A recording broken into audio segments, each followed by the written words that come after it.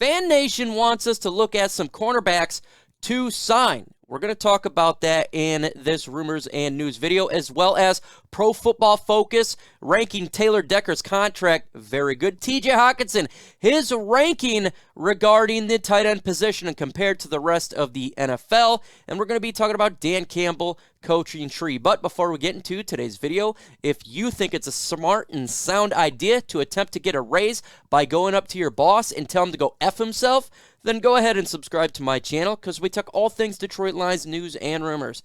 And sometimes being a Lions fan, you can just feel like you're done. Also, take that like button with you and curse that bad boy out. Let's get into today's Lions rumors.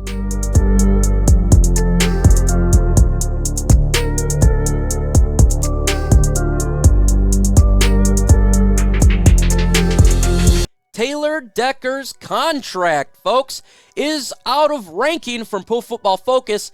13 out of 32 in the NFL heading into the 2022 NFL season. The first 10 got deeper explanations, but Taylor Decker landed in the top half at 13. His contract was 4 years, $59.65 million, 3 years left at a $42.65 million cash remaining. And that is really good, and compared to his value right now, left tackle at around 16. So what they're trying to say is the Detroit Lions got a good way to save some money there by getting him locked up to the contract that he has. And as we've seen in the NFL, folks, contracts are utterly ridiculous, especially the quarterback position. They're just becoming insane contracts. Same with the wide receivers. So being fiscally sound is very important for a franchise. So that is a good thing there. I want to ask you, where do you rank T.J. Hockenson among NFL's tight ends? Let me know what you think upon his ranking. I'm curious to see what you guys think. It's simple. Do you think he's the best? Do you think he's the worst? 1 through 32? Let me know. And we're going to get into that right now. When it comes to the ranking for the Detroit Lions tight end, CBS Sports has the Lions tight end ranked 8 in the NFL. Do I agree? Do I disagree with this ranking? Actually, I think this is a fair ranking because TJ Hockenson has missed some time. With that said, last year, he would be in a better position if he was on another team, like for last year, right? If you had more talent around him, he wouldn't be the guy that, Jared Goff just thrown to. But this year, if you look at with all the weapons that they have, he's going to really have an opportunity to make some noise. His talent's really good. He's really good at stuff and run. He can get open. His ability for a route tree is nearly like a wide receiver. So by ranking him 8, totally get it. And obviously, you got Waller ahead of him, and you got the San Francisco. There's a lot of other tight ends ahead of him, 7 others. So him, talent alone, he is a very talented player. It just really depends on, is he going to stay healthy? That's the question mark. And now, will Jared Goff give him the football? And I think Jared Goff is going to give him the football. We have weapons around Goff, and it's going to give opportunities one-on-ones for TJ Hockenson to really shine this year. And we got him particularly to get well in the red zone, get those touchdowns in the red zone, his body, to overpower with the mismatches that he should be bringing now, since we do have the likes of Jamison Williams, DJ Shark on this football team.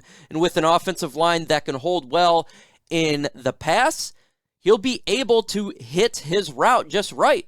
It's really important for the quarterback to able to stand in the pocket to wait for each specific player to get to the spot where he needs to target. So I think all of that said, the Detroit Lions will definitely be featuring TJ Hockenson, and he'll have an opportunity to really show out this year. And that could be something for fantasy owners as well if you're looking for a fantasy tight end.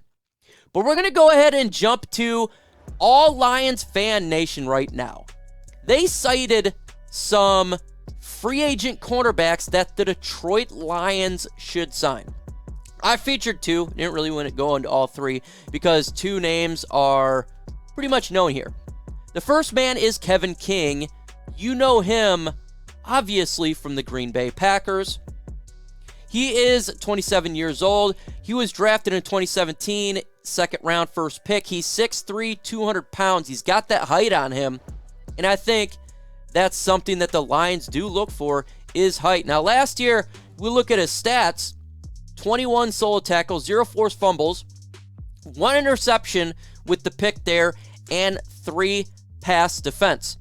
I think it's really important when we talk about Kevin King is the depth. Is that something the Detroit Lions are wanting to do? They want to get that depth at that position.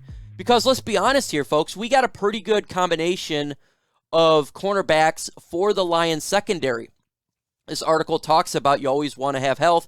100% right now, we don't really know the health situation, I guess, for Jeffrey Okudah. I think it's better. But obviously, Jerry Jacobs there.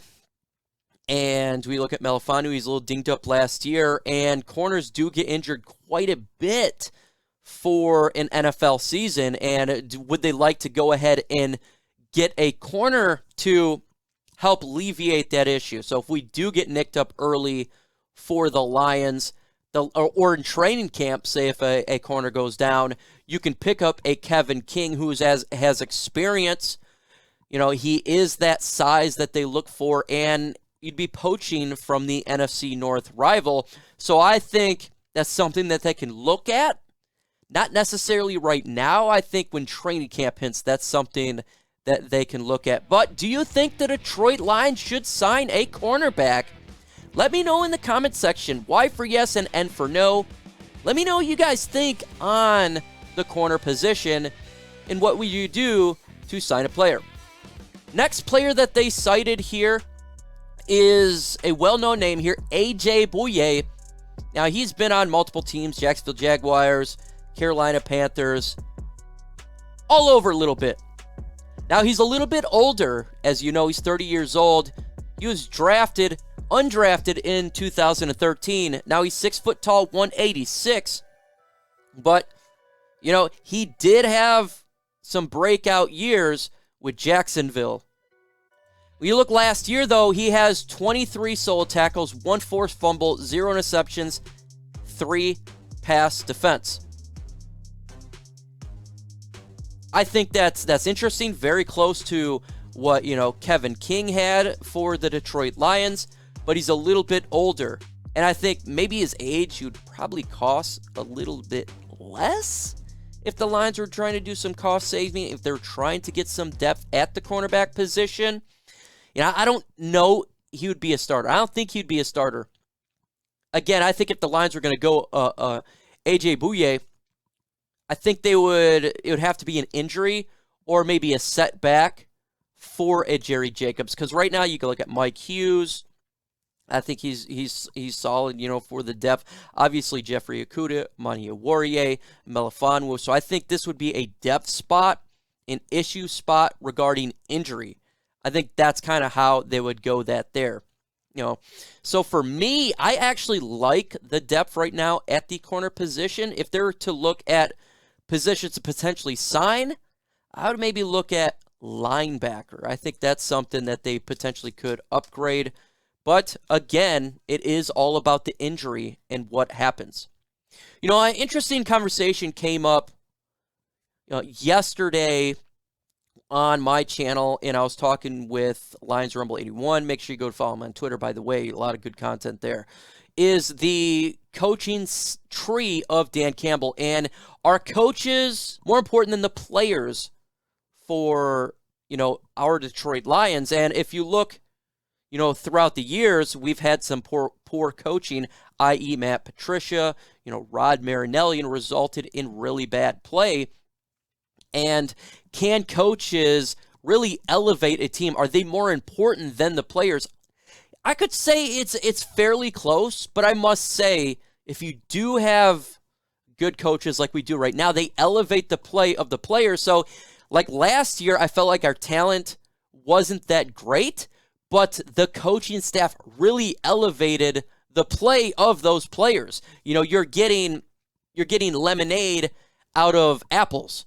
that's what they're doing. That's what this coaching staff did, is they got the best out of the players. And so I think that value is very important, and it could be more valuable than the players. But again, you do have to have talent to get to that next level. For a team to go to a Super Bowl or perennial playoffs, you have to have talent. You have to have talent on all ends of the football, running back, offensive line, quarterback, big time there. You generally got to have a really good quarterback to get to that level. You need to have a defense that's stout to really bring, a team to that level. Like in 2014, the Detroit Lions had the number 2 ranked defense, so I think it's extremely valuable. What about the coaching tree, of the Detroit Lions? Are we going to start a Dan Campbell coaching tree like we've seen from other teams, Pittsburgh Steelers, the Patriots, where, the coaches underneath them get better? Coaches underneath them really elevate the game. Is Aaron Glenn going to get a head coaching job after this season? I would say there's a possibility for sure for him to get a coaching job, and that is the good work of Dan Campbell, finding coaches and grooming them. Jefferson coming up. You look at the coaches around, are we building that coaching tree that we really covet? I think we are, but that's just my opinion. Folks, upcoming videos, we've got the mailbag video dropping tomorrow, as well as OPP always on Thursday, 6:30 p.m. Videos dropping even in this lull time, so make sure you hit that notification bell and follow on social media sites. With that said, folks, adios.